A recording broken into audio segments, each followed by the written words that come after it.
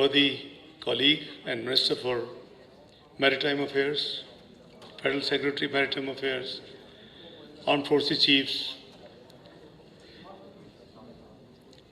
Excellencies, my colleagues from the federal and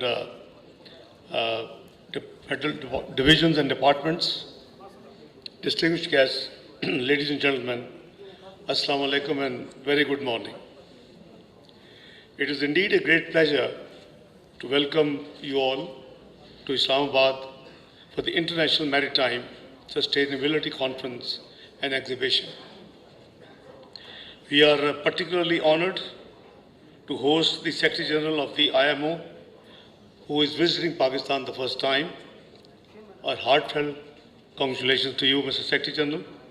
You were elected last year, but you assumed the responsibility from January this year. And as you announced, and I take it as a commitment, that it will not be your first visit to Pakistan.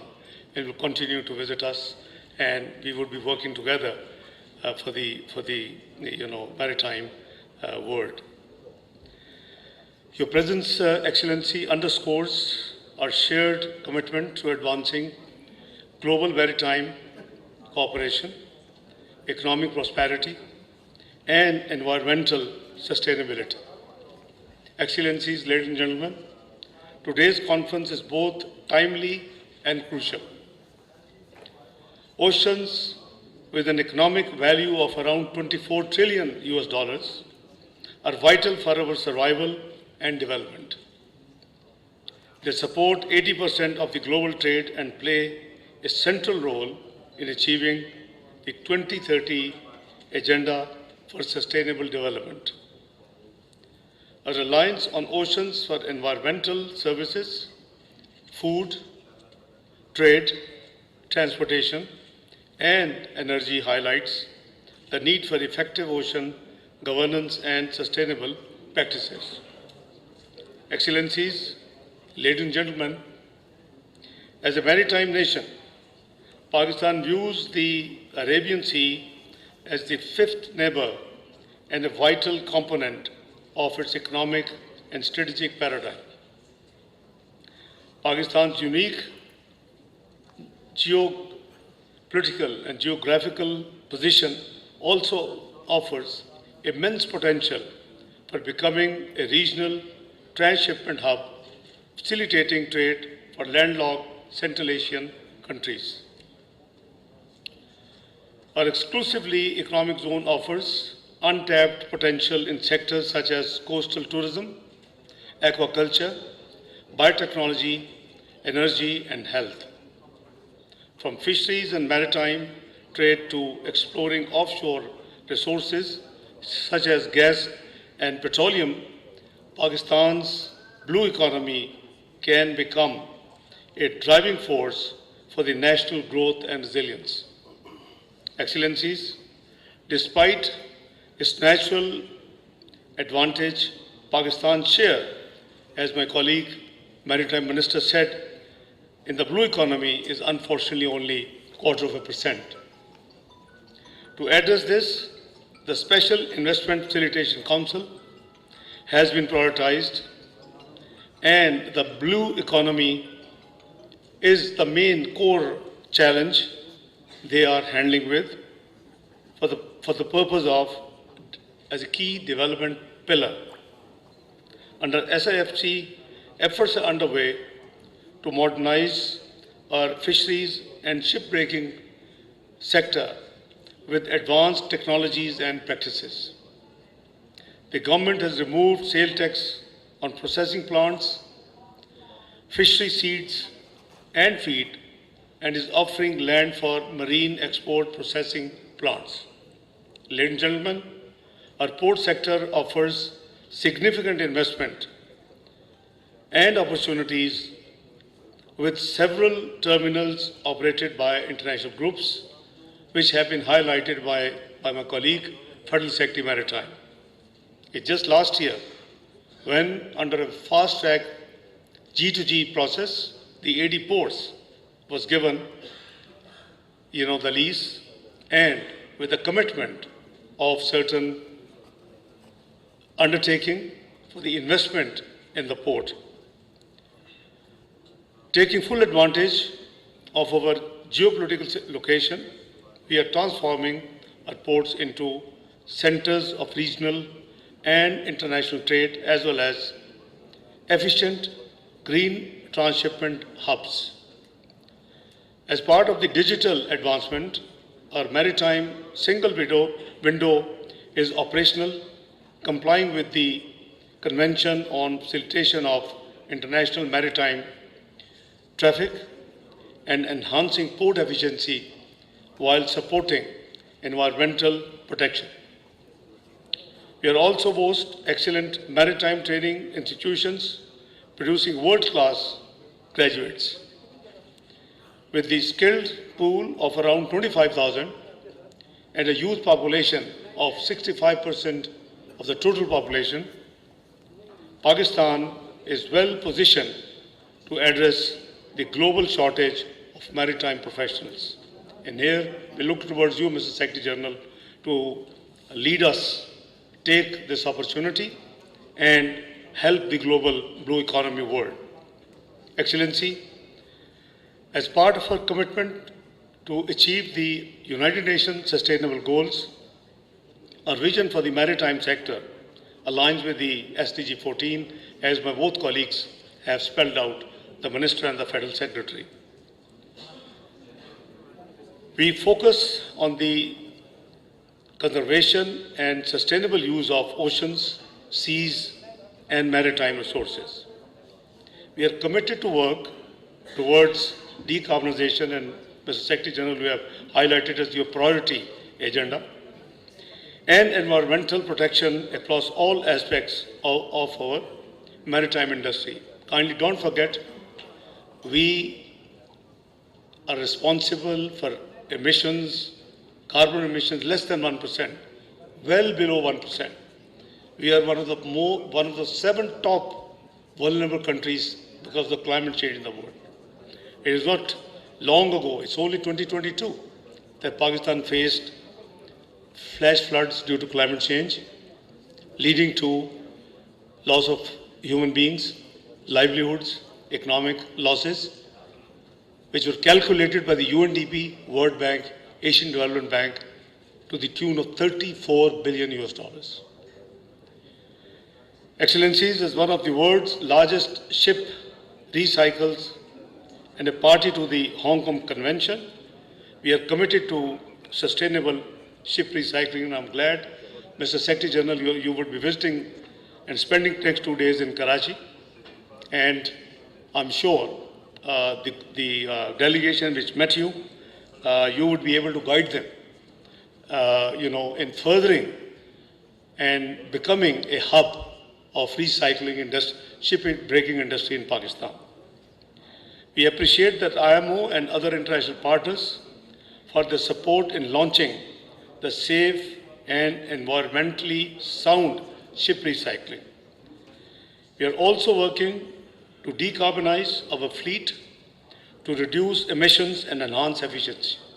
In closed door, I have already discussed with my brother, Maritime Minister, we must focus on the increase in the ship fleet of the country. 12 ships are not enough. 85% of the business is being carried out through the foreign shipping lines. We have a great potential in saving the freight, which as of today we pay in US dollars for all that extra ship freight facilities we obtain from the overseas shippers.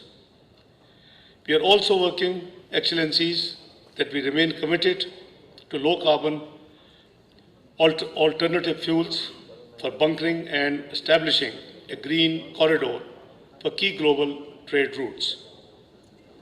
These efforts underscore our commitment to the environmental sustainability. We are one of the biggest sufferer of the climate change and the environmental issue, and we like to be the lead one to be making it safe and contributing our biggest share in making sure that the world moved in the right direction. I would suggest, Your Excellency, Mr. Secretary General, this is a unique opportunity for you as Secretary General of the IMO and part of the UN. Is the first time before UNGA starts on 24th of September. They are having 22nd and 23rd Future Leadership Summit in New York. I'll be participating on behalf of Prime Minister of Pakistan, and I would request you to consider the issues you flagged in your address today. Please make sure, because the whole discussion and debate, according to me, should and will revolve around why and how much we missed in SDGs, the world, I'm talking global. What are the issues? What are the risks? What is the way forward? I think it will be a very interesting summit for future. And I'm looking forward to participate on behalf of Pakistan.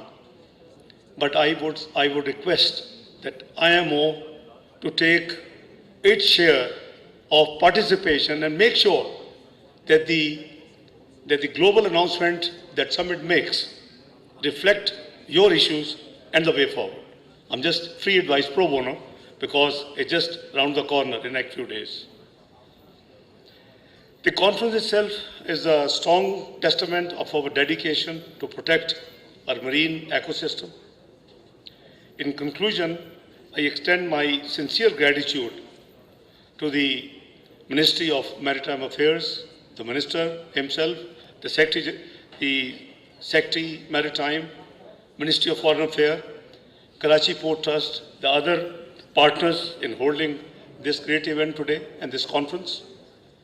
I would also like to reiterate Government of Pakistan unwavering commitment to unlocking the true potential of our blue economy and for making our maritime sector a model of sustainability and innovation. Ladies and gentlemen, I have noted down a few things while Secretary General was discussing. Let me tell you that like aviation industry, we are taking already big initiatives. We'll be outsourcing our major ports, airports in Pakistan. The first one is ready for receiving the bids on 7th of October. We are privatizing our airline, PIA, and the bids are expected on 1st of October. And likewise, you have seen that on a very fast track, last year, we, on the G2G, government-to-government basis, we had awarded a lease contract to the AD ports. There are many new investors in the pipeline, both for aviation and for the ports industry. I would request my colleague, Minister for Maritime, to please take wise advice from the visiting Secretary General in your domain of maritime, that what are his suggestions to make this industry more viable, more vibrant, more contributor to the national GDP and the welfare of the people of Pakistan. Excellency, you also talked of geopolitics. Please, we are with you. I personally believe that unless the multilateral system works, that things will collapse. It is only a matter of time. We have seen multilateral institutions passing resolutions. Look at Gaza. UN General Assembly passing resolution. UN Security Council passing resolution. OIC passing resolutions. Falling on deaf ears. The whole idea of creating multilateral dimension in the world and the multilateral institutions is a discipline, but it seems falling down. I think we have to reiterate and make efforts to make it more vibrant and effective. And it covers your issue of geopolitical, which the maritime world is facing. Please raise your voice. If you want Pakistan to raise on behalf of IMO these issues, please contribute with me your thoughts. I assure you that our intervention will certainly include these, because we are believer of peace, We are a believer of global sustainability and global development. We are a believer of global prosperity. So this government of Prime Minister Shehbaz Sharif is very clear-headed. We are moving towards reforms. It was not too long ago, Mr. Secretary General and ladies and gentlemen, when Pakistan became 24th largest economy of the world. It was just 27 years ago. So that shows its resilience and the potential. It is bad luck that due to COVID and certain other political instability in this country, we slided down to 47th economy. This government is determined to take Pakistan economy back to where it was. It was just last year the inflation was peaking like close to 30s. It has come down to single digit already. We promised that we will do it by June 2025. It has already come last month 9.6%. The policy rate, which had been highest recently, 22%, has already come down to 19.5%, and I expect an announcement today. Monetary Policy Committee of the State Bank of Pakistan is meeting, keeping in view the consumer price index, the inflation number, and the policy rate. There is no justification that it can remain even 17. It has to fall. So we are working hard to take Pakistan back, not only to 24th economy, to make it on the fast track road to make it as soon as possible part of G20, which was in 2017 was projected and predicted by PricewaterhouseCoopers that Pakistan is going to be part of G20 it's a matter of few years, because the way it has transformed itself. But as I said, it's unfortunate that the global pandemic and certain internal domestic reasons we couldn't achieve it. Rather, we slided. But we have every effort to make that we will, inshallah, we will cover this position. So we will coordinate, and I request my colleague Mr. Kaisar Sheikh, the Minister, to coordinate with you. If you wish us to take up in the Leadership Summit, I'll be representing Pakistan. I'll be very happy to voice out and include your concerns to support your proposals and your wishes as part of the declaration. So let me once again thank you all for very patient hearing. I would like to continue working with all of you, my colleagues, to assist you. Maritime may kindly just coordinate.